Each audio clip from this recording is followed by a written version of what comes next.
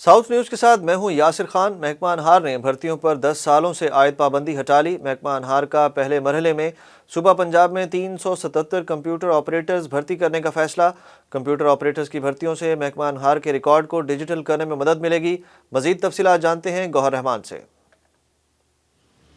جی بالکل، صوبہ پنجاب میں محکمہ انہار میں بھرتیوں پر پابندی کے حوالے سے محکمہ انہار کو جو سٹاف ہے اس کی کمی کا سامنا تھا۔ خاص طور پر بات کی جائے جو آبیانے کی وصولی اور جو چیزیں جو ہیں وہ ڈیجیٹلائز ہو چکی ہیں، اس کے حوالے سے جو کمپیوٹر آپریٹرز تھے وہ ایک طویل عرصے سے بھرتی نہیں ہو سکے تھے۔ اس کے حوالے سے اب پنجاب حکومت کی جانب سے محکمہ انہار میں عائد جو بھرتیاں ہیں ان کے اوپر سے پابندی ہٹانے کا فیصلہ کیا گیا ہے، اور پہلے مرحلے میں جو بنیادی ضرورت ہے جو ڈیجیٹلائز چیزیں ہو چکی ہیں اس کو مد نظر رکھتے ہوئے صوبہ پنجاب میں 377 کے قریب جو کمپیوٹر آپریٹرز ہیں وہ محکمہ انہار کی جانب سے بھرتی کرنے کا فیصلہ کیا گیا ہے۔ اور محکمہ انہار میں بھرتی کے جو خواہش مند جو کمپیوٹر آپریٹرز ہیں ان کے لیے کرائٹیریا یہ رکھا گیا کہ انٹرمیڈیٹ ان کی تعلیم ہونی چاہیے۔ اس کے ساتھ ساتھ انہوں نے کسی بھی جو ادارے سے، خاص طور پر جو ٹیکنیکل ایجوکیشن کے حوالے سے ٹیوٹا ہے وہاں سے کمپیوٹر آپریٹر کا کورس کیا ہو تو وہ ایلیجبل ہوں گے درخواست دینے کے حوالے سے۔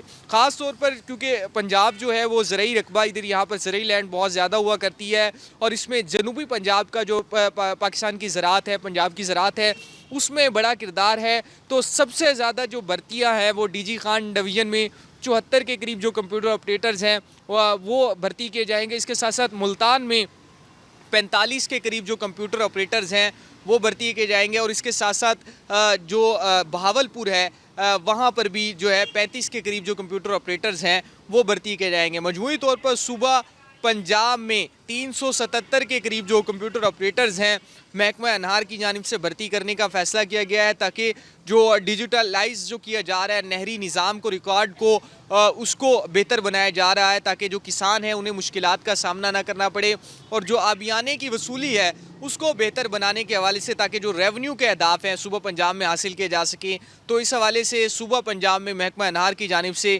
377 کے قریب جو کمپیوٹر آپریٹرز ہیں وہ ایک طویل عرصے بعد بھرتی کرنے کا فیصلہ کیا گیا ہے۔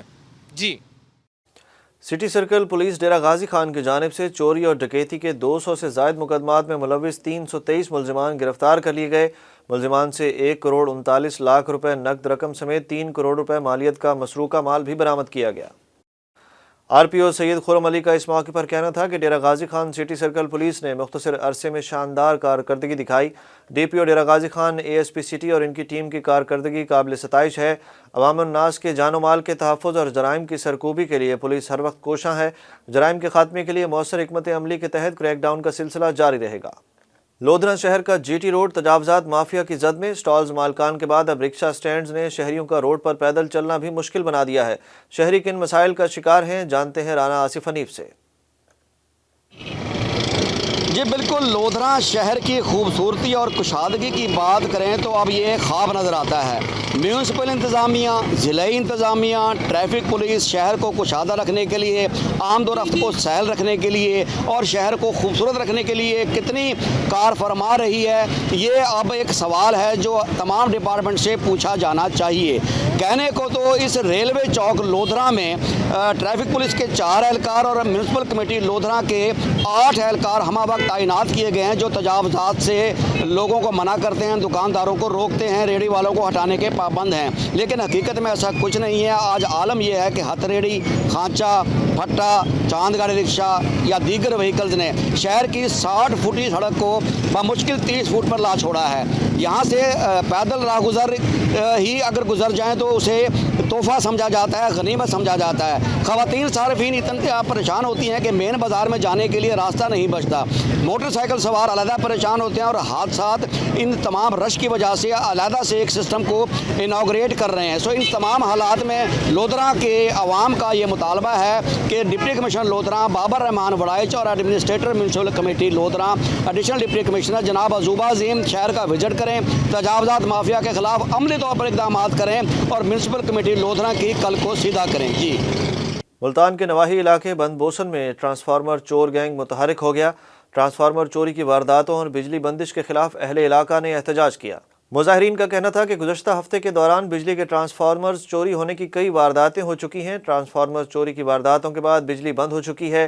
پولیس ٹرانسفارمر چوروں کو نہیں پکڑ رہی، جبکہ میپکو حکام متبادل ٹرانسفارمر نہیں دے رہے، جس کی وجہ سے شدید پریشانی کا سامنا ہے۔ ملتان پولیس نے گزشتہ 24 گھنٹوں کے دوران جرائم پیشہ افراد کے خلاف مختلف کارروائیوں میں 8 منشیات فروشوں سمیت 38 ملزمان کو گرفتار کر لیا۔ ترجمان ملتان پولیس کے مطابق گرفتار ملزمان کے قبضے سے بڑی مقدار میں منشیات بھی برآمد کی گئی ہے۔ ملزمان کے خلاف متعلقہ تھانوں میں مقدمات درج کر کے ان سے مزید تفتیش کی جا رہی ہے۔ ملتان ویسٹ مینجمنٹ کمپنی نے اسٹاف کی حاضری کے لیے نیا اینڈرائیڈ سسٹم لانچ کرنے کی منظوری دے دی۔ ملتان ویسٹ مینجمنٹ کمپنی کے سی ای او شکیل احمد بھٹی کا کہنا ہے کہ Punjab information technology board 5 union کونسلوں میں پائلٹ پروجیکٹ کا آغاز کرے گا اور تمام ورکرز اور سپروائزری اسٹاف کی تصاویر کے ذریعے رجسٹریشن کی جائے گی۔ انہوں نے کہا کہ ملتان ویسٹ مینجمنٹ کمپنی نے ورکرز کی حاضری کے لیے جدید سسٹم رائج کرنے کا فیصلہ کیا ہے۔ ورکرز کی حاضری اینڈرائیڈ فون میں موجود اپلیکیشن کے ذریعے لگائی جائے گی۔ جدید سسٹم لانچ کرنے کے لیے پنجاب انفارمیشن ٹیکنالوجی بورڈ کی خدمات طلب کی گئی ہیں۔ P I T B facial based attendance system launch کرے گا۔ پائلٹ پروجیکٹ کی کامیابی کے بعد شہر کی تمام یونین کونسلوں میں یہ سسٹم لانچ کیا جائے گا۔ ساؤتھ نیوز سے اب تک کے لیے اتنا ہی۔ مزید اپڈیٹس کے لیے دیکھتے رہیں ساؤتھ ٹوڈے۔